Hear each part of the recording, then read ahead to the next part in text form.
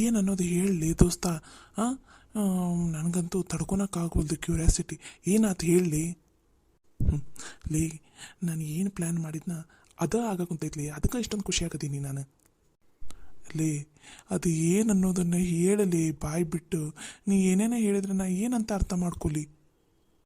ಅಯ್ಯೋ ಲೇ, ನಾನು ಆ ಹುಡುಗಿನ ಓಡಿಸ್ಕೊಂಡು ಹೋಗ್ಬೇಕಂತ ಏನು ಪ್ಲ್ಯಾನ್ ಮಾಡಿದ್ದಲ್ಲ, ಆ ಪ್ಲ್ಯಾನನ್ನು ಅವ್ರ ಅತ್ತಿಗೆ ಮನೆ ಮಾಡಾರ್ಲಿ.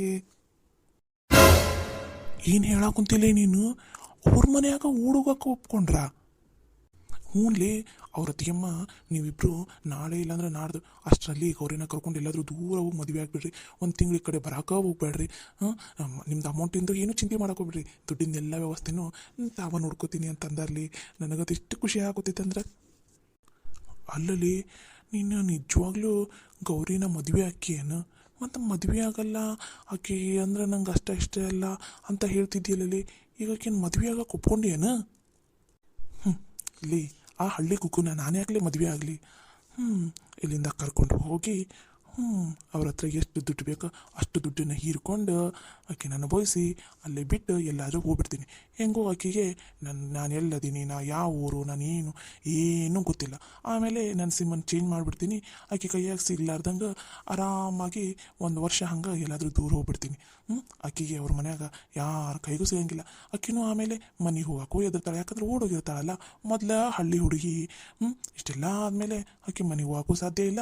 ಎಲ್ಲಿ ಪೊಲೀಸ್ ಸ್ಟೇಷನ್ಗೆ ಹೋಗಿ ಕಂಪ್ಲೇಂಟ್ ಕೊಟ್ಟು ನನ್ನನ್ನು ಹುಡುಕ್ಸಾಕೂ ಸಾಧ್ಯ ಇಲ್ಲ.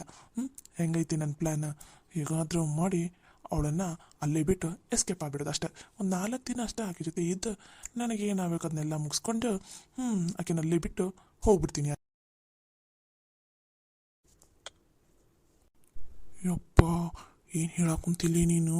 ಇದು ಅಷ್ಟು ಸುಲಭ ಐತಂತ ಅಂದ್ಕೊಂಡೇನು? ಲೇ, ನನಗೇನಿದೇನು ಹೊಸದನ್ಲೇ?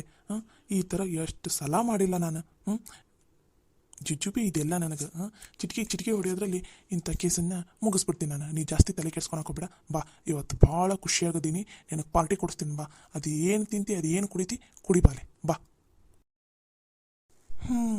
ನಡಿಯಪ್ಪ ನಡಿ, ಏನಾದರೂ ಯಾಕ ಮಾಡು. ಒಟ್ಟಿನಲ್ಲಿ ನನಗೆ ಪಾರ್ಟಿ ಸಿಗುತ್ತಲ್ಲ ಅಷ್ಟು ಸಾಕು. ಎಷ್ಟು ದಿನ ಆಗಿತ್ಲೆ ಪಾರ್ಟಿ ಮಾಡಿ. ನಡಿ ಪಾರ್ಟಿ ಕೊಡಿಸ್ ನಡಿ. ಬಾ ಬಾ.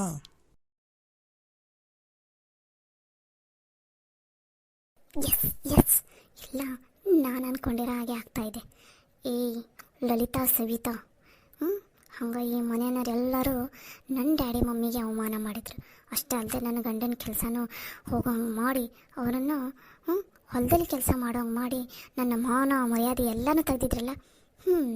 ಇವತ್ತು ನೋಡ್ರಿ, ಇನ್ನು 2 ದಿನ ಈ ಮನೆಯ ಮರ್ಯಾದೆ ಎಲ್ಲ ಬೀದಿಗೆ ಹರಾಜಾಗೋದನ್ನು ನಾನೇ ಕುತ್ಕೊಂಡು ನೋಡ್ತೀನಿ. ಈ ಮನೆಯಾಗಿರೋರೆಲ್ಲರೂ ಊರನರ ಮುಂದೆ ತಲೆ ತಗ್ಸೋಂಗೆ ಆಗಬೇಕು. ಯಾರು ಬಂದ್ರೂ ಮನೆಯಿಂದ ಹೊರಗಡೆ ಬಂದು ಮಾತಾಡೋಕ್ಕೆ ಮುಖ ಇರಲಾರ್ದಂಗೆ ಮಾಡ್ತೀನಿ.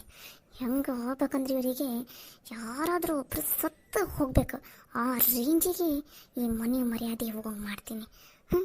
ಆ ಗೌರಿ ಅನ್ನೋ ಒಂದೇ ಒಂದು ಅಸ್ತ್ರ ಸಾಕು ನನಗೆ. ಈ ಮನೆ ಮರ್ಯಾದೆ ಎಲ್ಲನೂ, ಮಾನ ಮರ್ಯಾದೆ ಎಲ್ಲನೂ ಬೀದಿ ಹರಾಜು ಹಾಕಕ್ಕೆ. ದೊಡ್ಡದಾಗಿ ಕೊಚ್ಕೋತಾ ಇದ್ದಲ್ಲ ನಮ್ಮ ಮಾವ ಮಂಜಪ್ಪ, ಅವನ ಮರ್ಯಾದೆನ ಮೊದಲು ಬೀದಿ ಹರಾಜಾಗ್ತೀನಿ. ನಮ್ಮ ಡ್ಯಾಡಿ ಮಮ್ಮಿ ಮನೆಗೆ ಬಂದಾಗ ಅವ್ರ ಹತ್ರ ಚೆನ್ನಾಗಿ ಮಾತಾಡಲಾರ್ದೆ ಅವ್ರಿಗೆ ಅವಮಾನ ಮಾಡ್ಕಳಿಸಿದ್ರಲ್ಲ, ನೋಡ್ತೀರಿ ನಿಮ್ಮ ಮರ್ಯಾದೆನ ಹೆಂಗೆ ಬೀದಿಗೆ ಹರಾಜಾಗ್ತೀನಿ ಅಂತ ಅನ್ನೋದನ್ನು. ಮೊದಲು ಈ ವಿಷಯನ ಡ್ಯಾಡಿ ಮಮ್ಮಿ ಹತ್ರ ಹೇಳಬೇಕು. ಅವ್ರಿಗೆ ಹೇಳಿದೆ ಅಂದ್ರಂತೂ ಅವರು ಫುಲ್ ಖುಷಿ ಆಗಿಬಿಡ್ತಾರೆ ಅಷ್ಟೆ. ಕೊನೆಗೂ ನಾನು ಅಂದ್ಕೊಂಡಿರೋ ಹಾಗೆ ಎಲ್ಲ ನಡೀತಾ ಇದೆ. ಆದಷ್ಟು ಬೇಗ ಗೌರಿನ ಇಲ್ಲಿಂದ ಸಾಗಾಕೋ ಪ್ಲ್ಯಾನ್ ಮಾಡ್ಬೇಕು ನಾನು.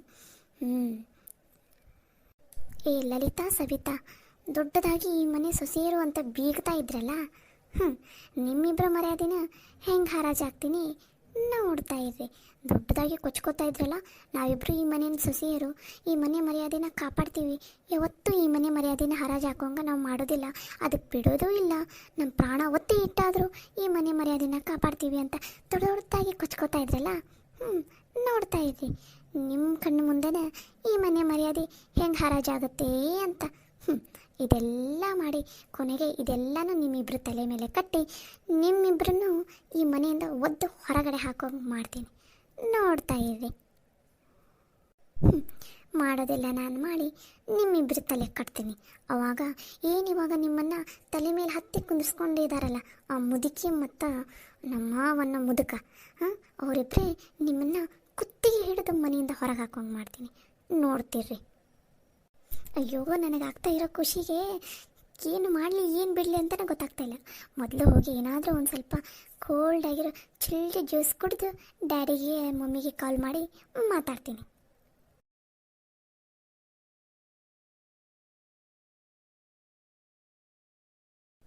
ಏನು ಲಲಿತಾ ಇದು, ಎಷ್ಟೊತ್ತಾದ ನಾವು ಫೋನ್ ಮಾಡಿ ಇನ್ನೂ ಬರೋವಲ್ರಲ್ಲ. ಮಾವರು ಬರೋವಲ್ರು, ಇವರು ಬರೋವಲ್ರು. ನನಗಂತೂ ಅವ್ರ ಹತ್ರ ಯಾವಾಗ ಮಾತಾಡ್ತೀನೋ ಏನು ಅನಿಸ್ಬಿಟ್ಟೈತಿ. ಅಲ್ಲ ಲಲಿತಾ, ಇವಾಗ ನಾವು ಮಾತಾಡೋದನ್ನು ಮಾವರು ಅದು ಹೆಂಗೆ ತಗೋತಾರೋ ಏನು ಅನ್ನೋದು ಚಿಂತೆ ಹತ್ಬಿಟ್ಟೈತಿ ನನಗೆ. ಯಪ್ಪ, ಹ್ಞೂ ಸವಿ, ನನಗೂ ಅದ ಚಿಂತೆ ಹತ್ತೈತಿ. ಮಾವಾರ ಎಲ್ಲಿ ಒಮ್ಮೆಗೆ ಮನ್ಸಿಗೆ ತೊಗೊಂಡ್ಬಿಡ್ತಾರೋ ಏನು ಅಂತ ಭಯ ಹತ್ಬಿಟ್ಟೈತಿ ನನಗೆ. ಮೊದಲು ಇವಾಗ ಬರೀ ಅಲ್ಲಿ ಇಲ್ಲಿ ಅದು ಹಾರ್ಟ್ ಅಟ್ಯಾಕು ಅದು ಇದು ಅಂತ ಸುದ್ದಿ ಕೇಳೋದಾಗೈತಿ.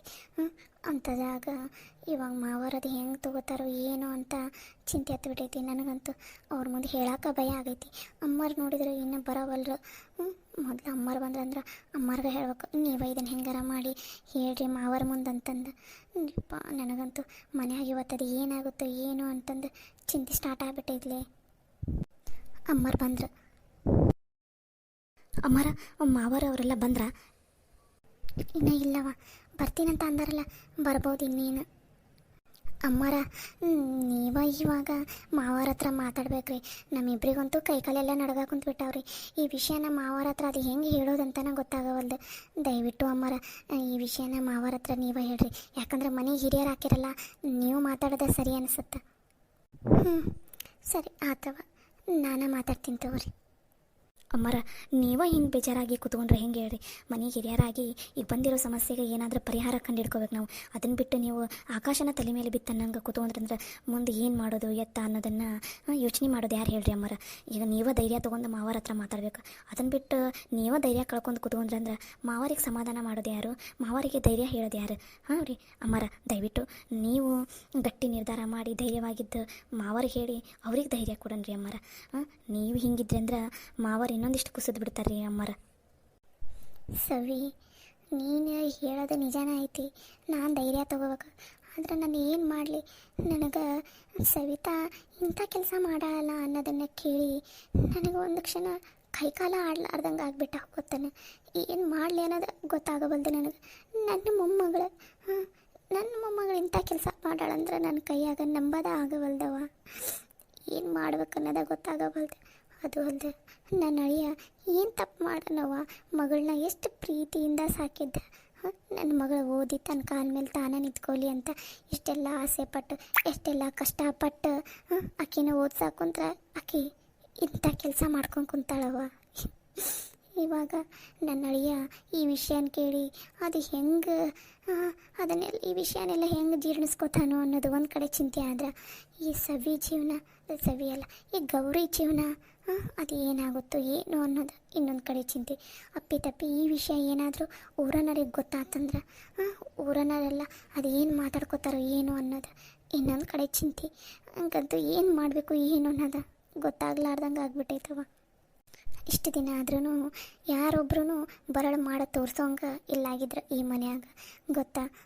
ಎಲ್ಲರೂ ಮಂಜಪ್ಪಗೆ ಎಷ್ಟು ಗೌರವ ಕೊಡ್ತಾರಂದ್ರೆ ನನ್ನ ಅಳಿಯಾಗ ಎಷ್ಟು ಚಂದ ಮಕ್ಕಳನ್ನು ಬೆಳೆಸಾನ, ಎಷ್ಟು ಚಂದ ಮನೆಯಾಗಿರೋರು ಎಲ್ಲರೂ ಅದಾರ ಇವರು ನೋಡಿ ಕಲಿಬೇಕು ನೋಡು ಅಂತಂದು ಹೇಳ್ತಿದ್ರು ಊರಾಗ.